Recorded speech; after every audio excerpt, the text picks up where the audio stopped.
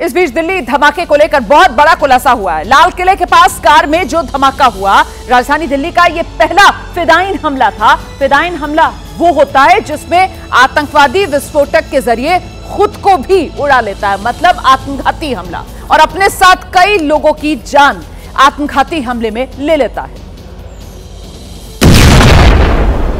ऐसा ही आतंकी उमर ने किया।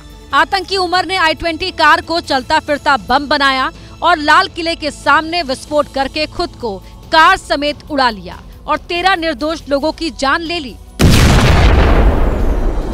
इस आत्मघाती हमले में आतंकी उमर तो मारा गया, लेकिन एनआईए ने आत्मघाती हमले की साजिश रचने के आरोप में आमिर राशिद नाम के एक शख्स को गिरफ्तार कर लिया है। आमिर राशिद जम्मू कश्मीर के पंपोर का रहने वाला है और ये वही शख्स है जिसके नाम पर ब्लास्ट में इस्तेमाल हुई i-20 कार रजिस्टर्ड है। आरोप है कि आमिर राशिद ने ही दिल्ली में ब्लास्ट के लिए i-20 कार खरीदी थी और फिर आतंकी उमर ने इसी कार का इस्तेमाल दिल्ली को दहलाने में किया।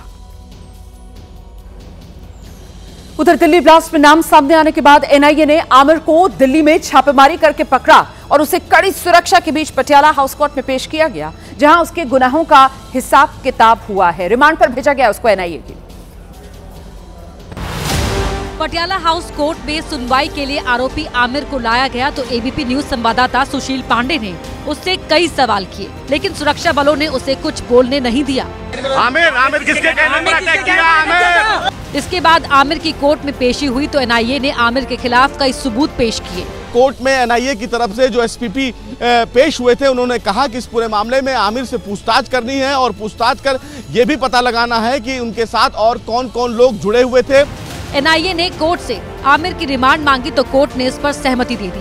कोर्ट ने भी माना कि आमिर दिल्ली कार ब्लास्ट में शामिल है और इसलिए उससे पूछताछ बेहद जरूरी है, जिसके बाद कोर्ट ने आमिर को 10 दिन की पुलिस रिमांड पर भेज दिया। रिमांड के दौरान पुलिस और जांच एजेंसी अब आरोपी से धमाके से जुड़ी सभी जानकारी जुटाएंगी और दिल्ली ब्लास्ट केस के सभी पहलुओं की जांच करेगी। मैंने उसको पूछा, मैंने कहा आपका क्या इन्वॉल्वमेंट है, आपने क्या किया है इसमें, तो उसने मुझे ये सिर्फ सीधा यही बताया कि वो गाड़ी उसके नाम पे रजिस्टर्ड है जिसका ब्लास्ट में यूज हुआ है। बताया जा रहा है कि सुनवाई के दौरान आरोपी आमिर कोर्ट में शांत बैठा रहा, जबकि कोर्ट के बाहर काफी हलचल रही। तो ये जो दिल्ली कार धमाका हुआ है, इसको लेकर गृहमंत्री अमित शाह का बड़ा बयान सामने आया है। गृहमंत्री अमित शाह ने कहा है कि दोषियों को पाताल से भी ढूंढ कर लाया जाएगा। दिल्ली के गुनहगारों को सख्त से सख्त सजा देंगे। आतंकवाद को जड़ से उखाड़ने के लिए सरकार प्रतिबद्ध है। तो आतंकवाद को जड़ से उखाड़ने के लिए सरकार प्रतिबद्ध। दिल्ली के गुनहगारों को पाताल से भी ढूंढ कर लेकर आएंगे और सजा दी जाएगी।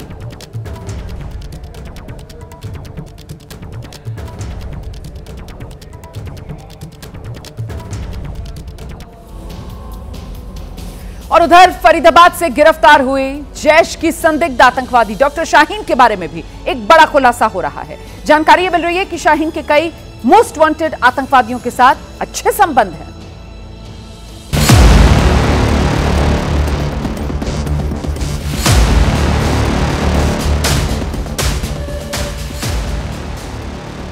दिल्ली धमाके में शामिल आतंकी शाहीन को लेकर जो सबसे बड़ा खुलासा हुआ है वो ये है कि आतंकी शाहीन 3 बार पाकिस्तान की यात्रा कर चुकी है। दावा है कि आतंकी शाहीन पाकिस्तान जाकर जैश के टॉप कमांडरों से मुलाकात कर चुकी है। बताया जा रहा है कि शाहीन के जरिए ही जैश के हैंडलर हवाला के पैसे भेजते थे और इन पैसों का इस्तेमाल आतंकी डॉक्टर, विस्फोटक और हथियार खरीदने में किया करते थे। सबसे चौंकाने वाला खुलासा ये हुआ कि पुलिस और जांच एजेंसियों से बचने के लिए आतंकी शाहीन ने कानपुर, लखनऊ और फरीदाबाद के पते पर 3 अलग-अलग पासपोर्ट बनवा रखे थे। इन्हीं पासपोर्ट का इस्तेमाल कर शाहीन पाकिस्तान, थाईलैंड और दूसरे देशों की यात्रा करती थी और भारत के खिलाफ साजिश रचा करती थी। तो कुल मिलाकर कहें, फरीदाबाद की ये मैडम सर्जन डॉक्टर शाहीन ही देश को दहलाने का पूरा प्लान तैयार कर रही थी।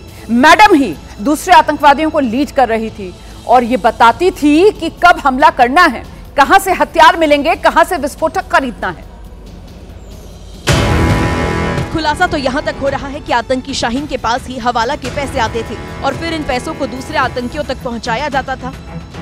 आप जानकर चौंक जाएंगे कि शाहीन की जांच पड़ताल करने पर अब तक उसके 7 बैंक खातों का पता चल चुका है।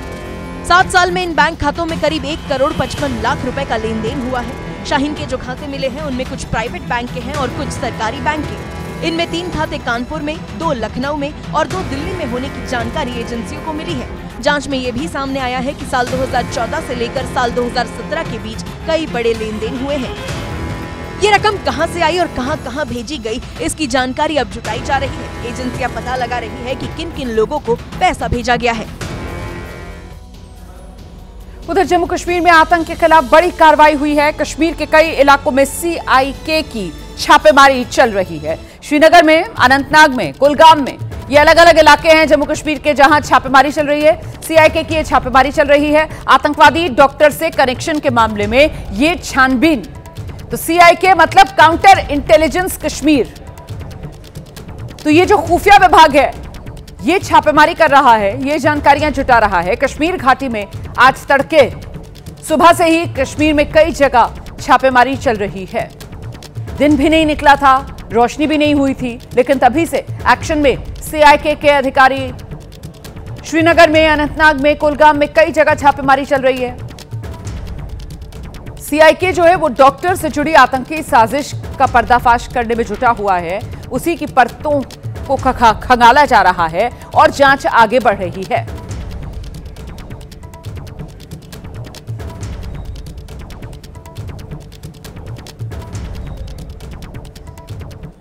इस बीच आतंकवादी डॉक्टर उमर ने आत्मघाती हमला करके 13 बेगुनाह लोगों की जान ली, लेकिन जम्मू कश्मीर के नेताओं के मुंह से इस बारे में दुख जताने के अलावा एक शब्द भी नहीं निकला है।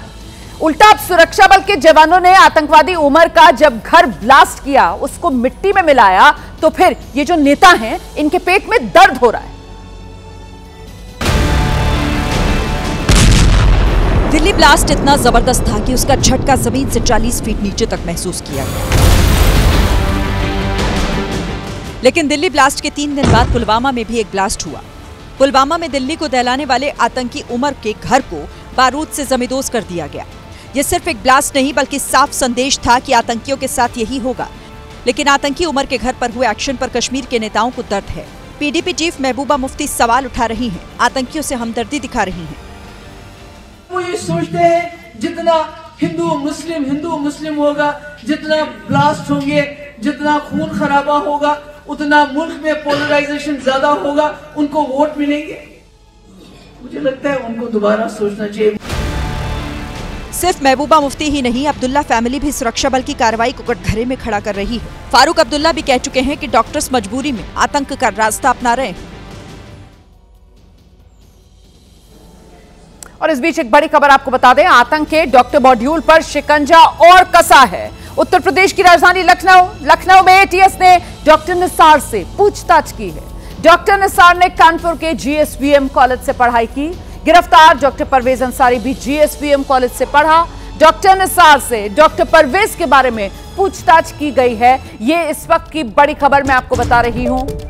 ये आतंक का जो डॉक्टर मॉड्यूल है, इस पे एक के बाद एक डॉक्टर्स के चेहरे सामने आ रहे हैं और ऐसे में लखनऊ में ATS ने डॉक्टर जानिसार से भी पूछताछ की है। डॉक्टर निसार ने भी कानपुर से ही पढ़ाई की, कानपुर के GSVM कॉलेज से पढ़ाई की। गिरफ्तार डॉक्टर परवेज अंसारी भी GSVM कॉलेज से पढ़ा और डॉक्टर निसार से डॉक्टर परवेज को लेकर पूछताछ की गई। यूपी ATS साल 2013-14 में कानपुर के GVSM मेडिकल कॉलेज से पढ़ने वाले सभी डॉक्टर्स से संपर्क कर रही है।